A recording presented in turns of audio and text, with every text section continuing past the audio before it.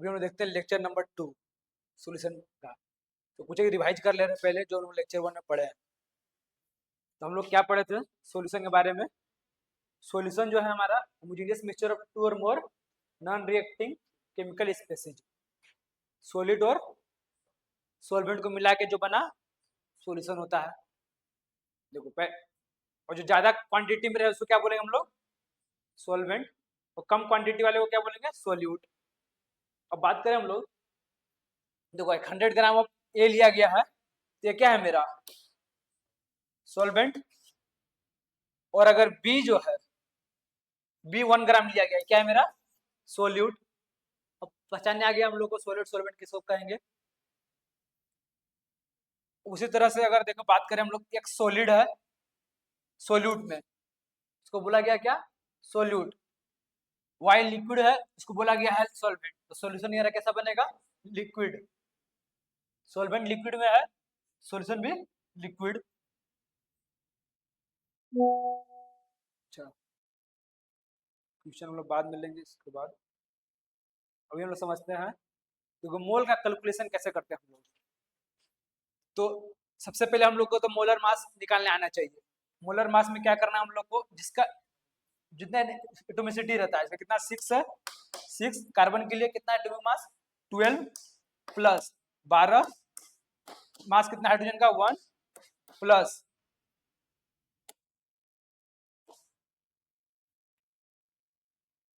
Plus ठीक है oxygen के लिए 6 और 6 इंटू कितना ऑक्सीजन कितना एटॉमिक नंबर रहता है 8 का डबल कितना 16। इसको टोटल 8 करेंगे हम लोग, बताओ 8 करें कितना आ रहा है 12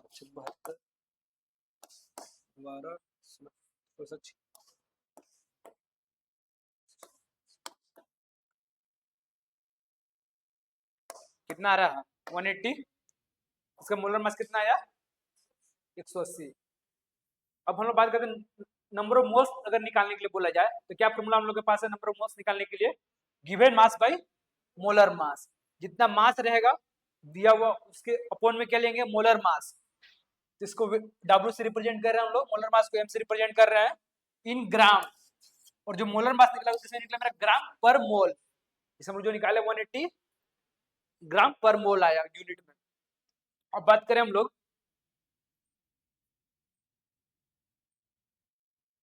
रिकॉर्डिंग चालू है ना,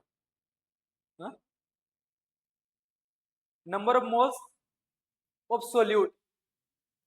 अगर हम सोल्यूट का बात करें हम लोग नंबर ऑफ मोल सोल्यूट का, तो सोल्यूट के लिए हम लोग किससे रिप्रेजेंट कर रहे हैं W2 से। सोल्यूट को W2 से रिप्रेजेंट कर, अगर number of moles of solute की बात करना आपको तो जितना वेट ऑफ सोल्यूट रहेगा अपॉन में मोलर मास, अपॉन में मोलर मास ऑफ सोल्यूट। समझ में आया। तो क्या निकल जाएगा हम लोगों के पास मोल्स ऑफ सोल्यूट। अगर मोल्स ऑफ सोल्वेंट निकालना हम लोगों को तो मोल्स का जो वेट है W1 से रिप्रेजेंट कर रहे हैं और उसका मोलर मास M1 से। तो क्या लिखेंगे हम लोग मास अपॉन मोलर मास ऑफ सोल्वेंट। यहाँ तक क्लियर है। देखो W1 given mass of सोल्वेंट upon molar mass of सोल्वेंट। इसी तरीके से W2 लिए हम लोग given mass of solute, M2 क्या है मोलर मास ऑफ सोल्यूट। देखो जैसे CaCO3 का हम लोग निकाले थे थोड़ा देर पहले, मोलर मास कितने आया था 100 ग्राम। अब देखो जैसे क्वेश्चन लिया हुआ है, कैलकुलेट करना है हमको number of moles of CaCO3 present in 150 ग्राम मास। तो number of moles of CaCO3 कितना ग्राम में प्रेजेंट है, प्रेजेंट इन 150 ग्राम मास। तो नंबर ऑफ मोल्स निकालना हम लोगों को। तो देखो यहाँ पर क्या है मोल्स ऑफ CaCO3, जब इस टाइप क्वेश्चन रहेगा तो मास दिया हम लोग को कितना 150 ग्राम, और CaCO3 का क्या निकालना हम लोग को मोल्स। इसका मोलर मास निकाल लेंगे हम लोग, कितना आया था 100। तो मास अपॉन मोलर मास क्या निकल गया, मोल निकल गया, कितना मोल है 1.5 मोल। अगर मास गिवन है उसका मास लिखेंगे और मोलर मास से डिवाइड कर देंगे, क्या निकल जाएगा हम लोग के पास मोल्स ऑफ द गिवन जो भी है कंपाउंड। अच्छा दूसरा अगर इसमें पूछ दे हम लोगों से कि मास बताइए कितना है, mass of CaCO3 in its 3 मोल। जब 3 मोल लिए, जब 1.5 मोल में कितना मास निकल रहा है। तो 3 मोल पे बात करना है हम लोग को।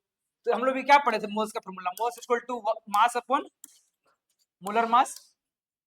क्या पढ़े थे? Molar mass. अभी देखो हम लोग कितना मोल दिया हुआ है, 3 मोल। क्या दिया हुआ है? 3 मोल्स। तो 3 यहाँ रखे, मास निकालने के लिए बोल रहा है, कैलकुलेट द मास। तो मास निकालना है कि मास हम लोग कैलकुलेट करना है। मोलर मास पता है हम लोग को कितना CaCO3 का 100। अब इसको मल्टीप्लाई कर देंगे इधर, तो मास कितना आ गया? कितना आया मास? 100 सॉरी 300 ग्राम। वही चीज तो लिखे हैं यहाँ पे। क्लियर है? अब जैसे एक क्वेश्चन हम दे रहे हैं, चलो छोड़ो अभी पढ़ लो। अब देखो एक और फॉर्मूला क्या होता है, number of moles of x, जो भी कंपाउंड है उसका मोल्स। एक और तरीका निकालने का मोल्स, जब पार्टिकल गिवन हो, given number of particle of X, कितना पार्टिकल एक्स का है upon Avogadro number, Avogadro number. तो given number of particles upon में एवोगैड्रो नंबर, उससे क्या निकलेगा? मोल्स। दो तरीका का हम सीखे मोल्स निकालने का formula, given mass upon molar मास। एक रहेगा पार्टिकल दिया रहेगा, कितने नंबर ऑफ पार्टिकल्स है, उससे निकालना है मोल्स। तो क्या करेंगे? Given number of particles upon में Na। अब देखो हम लोग बात करते हैं गैसेस के लिए। गैसेस का क्या फॉर्मूला होता है? फॉर गैसेस जो फॉलो करता है आइडियल गैस इक्वेशन, जो फॉलो करेगा आइडियल गैस इक्वेशन का क्या इक्वेशन है? PV equal to NRT. PV equal to NRT, जहां पर पी क्या है मेरा प्रेशर, वी क्या है वॉल्यूम, एन क्या है नंबर ऑफ मोल्स, टी क्या है टेम्परेचर इन केल्विन, आर क्या है मेरा universal gas constant, universal gas constant. अच्छा देखो आर को जो है ना यूनिट, मतलब आर का जो लिखते हैं हम लोग, 2-3 यूनिट में लिख सकते हैं हम लोग, और नंबर वेरी करेगा फिर आर का। तो अगर आर लिखा रहे joule mole inverse kelvin inverse में, तो क्या लिखेंगे हम लोग? R equal to 8.314। और मैथ, इसका मैथ कैलकुलेशन थोड़ा टफ हो जाएगा अगर 8.314 यूज करेंगे हम लोग। तो हम लोग क्या यूज करते हैं हम लोग इसकी जगह पे 25/3, 25/3। कैलकुलेशन इजी करने के लिए क्या लिख देंगे हम लोग इसको? 25/3। कटने में आसानी हो जाए, ऐसा क्वेश्चन गिवन रहेगा कि आराम से कट जाए। अब देखो इसमें जो हमारा प्रेशर है किस में लिया गया है? Newton metre inverse, newton metre -2 और पास्कल। जब आर का वैल्यू इतना है और वॉल्यूम किस में रहेगा? मीटर क्यूब में। अब यदि हम लोग आर का वैल्यू लिखते हैं 0.0821, 0.0821, तो इसका क्या वैल्यू किस में रहेगा? ये लीटर एटीएम मोल इनवर्स केल्विन इनवर्स। देख रहे हो यहाँ पे चेंज हुआ कि नहीं हुआ? यहाँ मोल इनवर्स केल्विन इनवर्स जूल था, यहाँ पर लीटर एटमॉस्फेरिक प्रेशर आया एटीएम। तो यूनिट चेंज हो रहा है ना, यूनिट चेंज हो रहा है तो इसका नंबर भी चेंज हो रहा है। यहाँ पर 8.314 था, यहाँ पर कितना? 0.0821। इसको सिंपल में लिखने के लिए क्या करेंगे हम लोग? 1/12। एक और आर को क्या वैल्यू लिख सकते हैं हम लोग? 0.0831। लगभग सिमिलर ही है, पर इसमें प्रेशर किस में रहेगा? बार में। जैसे इसमें प्रेशर किस में था? एटीएम में, और वॉल्यूम किस में था? लीटर में। उसी तरह इसमें प्रेशर किस में है? बार में, और वॉल्यूम किस में है? लीटर में। तो इसको सिंपल बनाने के लिए हम लोग क्या लिखेंगे? 1/12 litre bar mole inverse kelvin inverse. ये यूनिट है, इसे डरना नहीं। जैसे कि सपोज अगर speed equal to distance upon time होता है, speed equal to distance upon time लिखते हैं हम लोग ना, इसमें क्या लिखते हैं हम लोग? डिस्टेंस को लिखते हैं ना मीटर पर सेकेंड, इसको लिखते हैं ना एम सेकेंड इनवर्स, ऊपर लिख देंगे सेकेंड को। तो आता है कि नहीं आता ये चीज? अगर स्पीड अगर किलोमीटर में लिखा हुआ है, सॉरी स्पीड डिस्टेंस किलोमीटर में लिखा हुआ है, टाइम आवर में लिखा हुआ है, तो लिखते हैं किलोमीटर पर आवर। आवर नीचे पे, अगर इसको ऊपर में लिखना आवर को, तो किलोमीटर क्या लिखेंगे? किलोमीटर आवर इनवर्स होगा ना इसे। अगर नीचे का पावर ऊपर जाएगा, जैसे 1/10 लिखा हुआ है, अगर इसको ऊपर लिखना चाहते हैं तो 10 रेज़ टू पावर क्या लिखेंगे? -1 होगा ना। अगर सपोज 1/10 स्क्वायर लिखा हुआ है, इसको ऊपर लिखना है तो क्या लिखेंगे? 10 रेज़ टू पावर -2। तो उसी टाइप से सबका यूनिट बनाया गया है, जो नीचे उसको ऊपर करके इसलिए इनवर्स लिख दिया हम लोग, और कुछ नहीं इसमें है। और जब भी हम लोग क्वेश्चन सोल्व करेंगे तो हम यूनिट को लेके चलेंगे कि किस में दिया हुआ है, देखेंगे पहले यूनिट को। ये नहीं कि लगा दिया 25/3, पता चला इसमें दे रखा था क्वेश्चन 1/12 लगाना था उसके अंदर। तो यूनिट पे खास ध्यान रखना है, इसको याद रखना है कि अगर मेरा joule mole inverse kelvin inverse में दिया हुआ है तो क्या लगाएंगे हम लोग। बस समझ में आ रहा है। अच्छा अब देखो फार्मूला क्या है, अभी हम लोग पढ़े इसमें।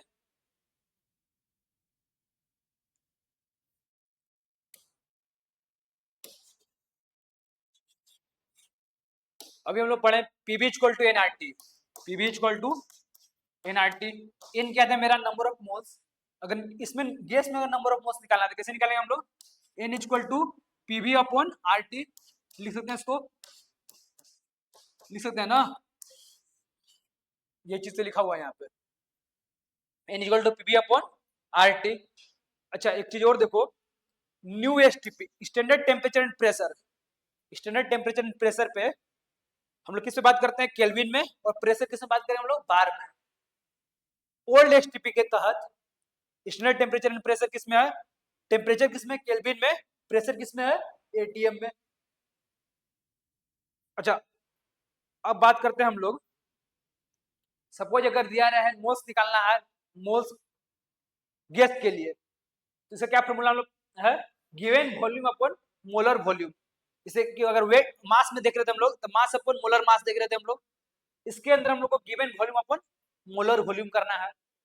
तो वीएम जो है, वीएम क्या रहेगा 22.4 लीटर एट ओल्ड एसटीपी, किस पे रहेगा, ओल्ड एसटीपी पे, और नया एसटीपी पे क्या रहेगा 22.7 लीटर।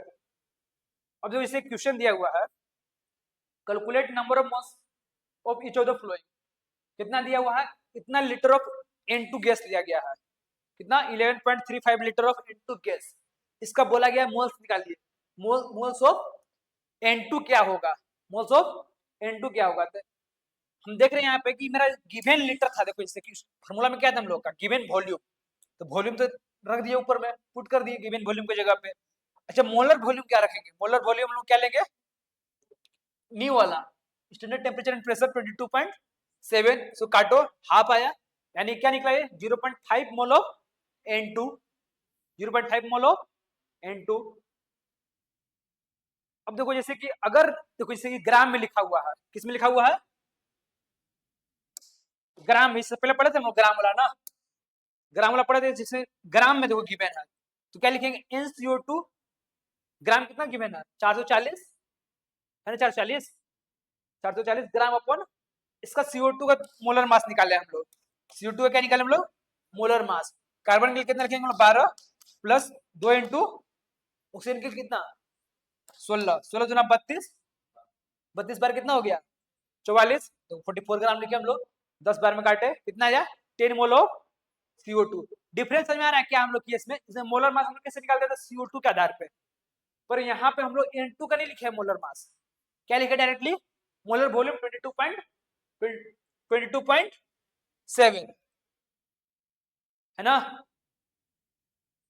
तो ये डिफरेंस है इस, ये गैसेस में और मास अगर गिवन रहे तब। अच्छा अब हम लोग पढ़ते हैं कंसंट्रेशन टर्म, कंसंट्रेशन टर्म क्या है, देखो जैसे कि मास परसेंटेज और बाई मास, जैसे सॉल्यूट और सॉल्वेंट मिला के क्या बन रहा है मेरा सॉल्यूशन, ये तो क्लियर है। अगर पानी लिए हम लोग सॉल्वेंट, अगर सपोज अगर सॉल्यूशन कितना है, अगर माने चलो देखो देखो ये बताते हैं, अगर सॉल्यूशन मान चलो ये सॉल्यूशन है किसका, सॉल्ट का और वाटर का, क्या है मेरा सॉल्यूशन है ये, है ना सॉल्यूशन। तो सॉल्यूशन का जो है, सॉल्यूशन का जो टोटल ये वेट है, टोटल कितना वेट है सॉल्यूशन का 100 ग्राम, सॉरी 1000 ग्राम, कितना है 1000 ग्राम, कितना है 1000 ग्राम। और जो सॉल्ट है, सॉल्ट लिया है 10 ग्राम, तो सॉल्ट क्या हो गया यहाँ पे सोल्यूट। हम लोग तुम लोग बताओ हमको कि सॉल्वेंट का कितना वेट है, सॉल्वेंट का वेट 990 ग्राम, 990 ग्राम क्या है मेरा वाटर, और ये पूरा मिला के क्या बन गया मेरा सॉल्यूशन, जिसका कितना वेट है 1000 ग्राम, क्लियर है। अब देखो अगर हमको लिखना रहे मास परसेंटेज ऑफ सोल्यूट। तो कैसे लिखेंगे हम लोग? सोल्यूट के लिए क्या लिखते हैं? W2 upon W total. इससे हम लोग मार्क्स निकालते हैं क्लास में, marks obtained upon total marks निकालते हैं ना। देखो कैसे निकाल, जैसे मान चलो सपोज अगर किसी का 400 नंबर आ रहा है, 400 नंबर बटा में 500 नंबर, मार्क्स परसेंटेज निकाल रहे हम लोग। क्या निकाल रहे हम लोग? Marks percentage. कितना हो गया परसेंटेज उसका? काटो इसको, कितना हो गया? 5 दूना 20, यानी कि 20 चौका 80, 80% आया कि नहीं आया उसका? 80% आया ना। तो इसमें क्या करते थे हम लोग? Obtained marks upon total marks करते थे ना। उसी टाइप से मास परसेंटेज ऑफ सोल्यूट निकालना अगर हम लोग को, तो WT upon W total, mass of solute upon mass of solute plus solvent, solute plus solvent, total mass लिखेंगे। W1 किसका था? सॉल्वेंट का मास। W2 किसका था? मास सोल्यूट का इंटू 100। देखो ये हो गया। जो जैसे एक और एग्जांपल लिया गया है, 10 gram of NaCl is present in 100 gram of solution. 10 gram of NaCl, NaCl किसका है? केमिकल फार्मूला साल्ट का। कितने ग्राम प्रेजेंट है वो? 100 ग्राम ऑफ सॉल्यूशन में। तो सॉल्वेंट कितना होगा? 90 ग्राम। तो सॉल्वेंट कितना हुआ? 90 ग्राम। अब अगर बात करें हम लोग वॉल्यूम परसेंटेज, और भाई वॉल्यूम बाय वॉल्यूम, अगर मेरा सोल्यूट वॉल्यूम में दिया हुआ है और सॉल्यूशन भी वॉल्यूम में बन रहा है, तो V अपॉन सोल्यूट के लिए लिख दिए V upon V total into 100 होगा ना। तो V टोटल क्या है? V plus VB। इसे वेट के लिए बात की W2 plus W2 upon W1 plus W2। अब जो क्वेश्चन अगर है स्टेप से अगर 10% V by V NaCl aqueous solution, 10% क्या है? NaCl aqueous solution. Aqueous solution का मतलब वाटर में लिया गया है, इसका क्या सॉल्वेंट? वाटर है। तो 10 ml of NaCl is present in 100 ml of solution. इसका मतलब क्या है कि इस वो सॉल्यूशन लिखा हुआ है, 10% NaCl किसका present? NaCl aqueous solution, aqueous solution में है। तो क्या है? 10 ml NaCl is present in 100 ml solution. अगर यहाँ सॉल्यूशन बात कर रहा है तो सॉल्यूशन हम लोग समझेंगे 100 ml सॉल्यूशन में 10 ml NaCl प्रेजेंट है। समझ में आ रहा है?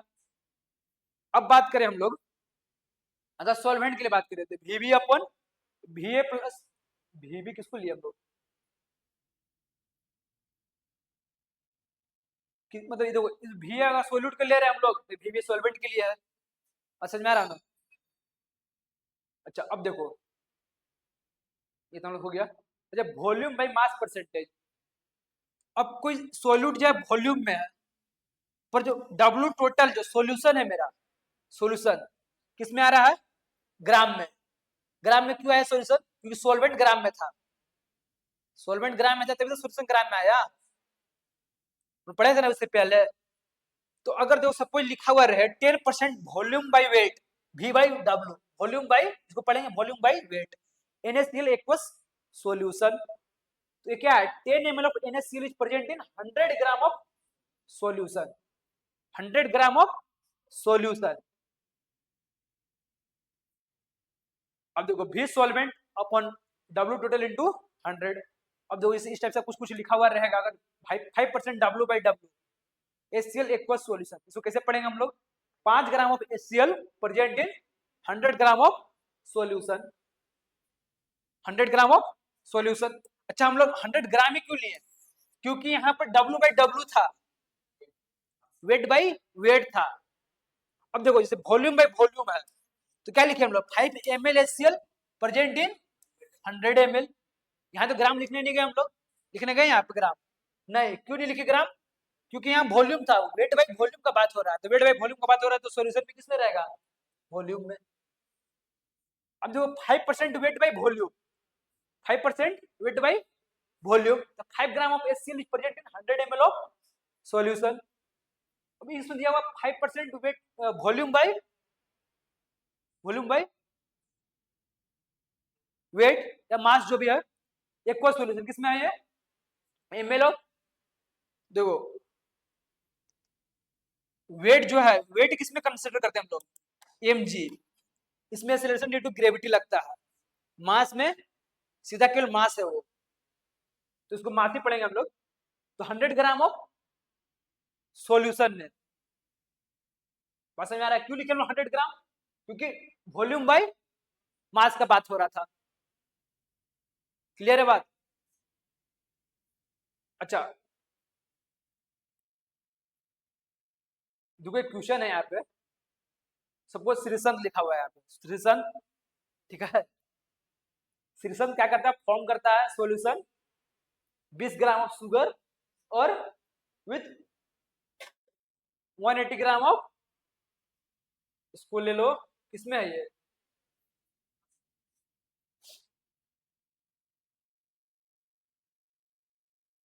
क्वेश्चन छूट गया क्या, किसमें लिखा हुआ है, शुगर इन सॉल्यूशन।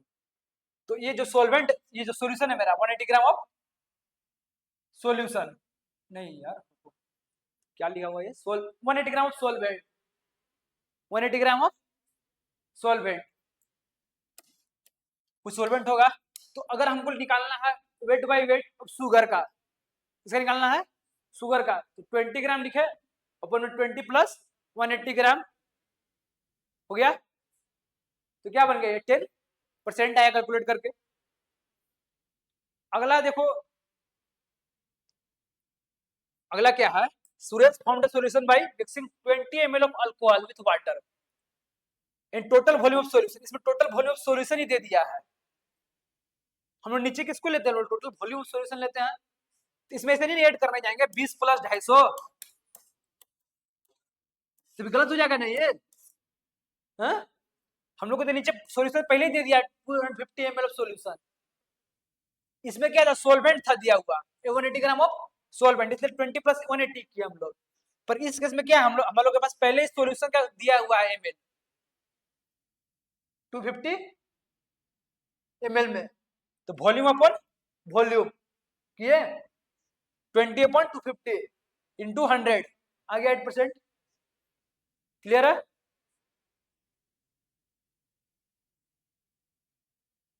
कटा सही है ना ये,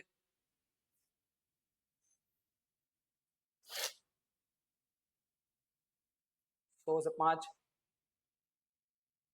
गलत कटा है क्या, हाँ गलत कटा ना, 2 से या कितना ये आया 5, और 5 से ये कटेगा तो 4 यहाँ लिखेंगे ना,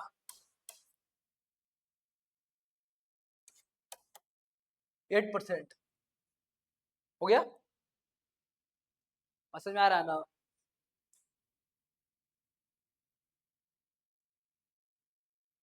परसेंटेज यहाँ दे लेना, परसेंटेज छूट गया। Suresh found solution by mixing 5 ml of lemon juice in 100 gram of solution,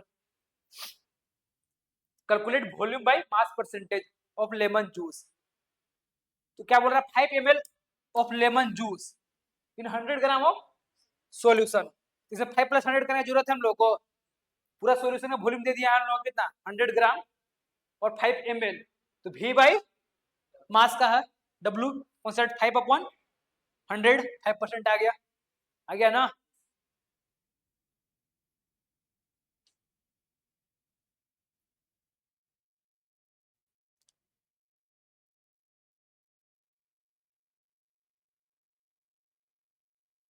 चलो इसके बाद देखते हैं लेक्चर।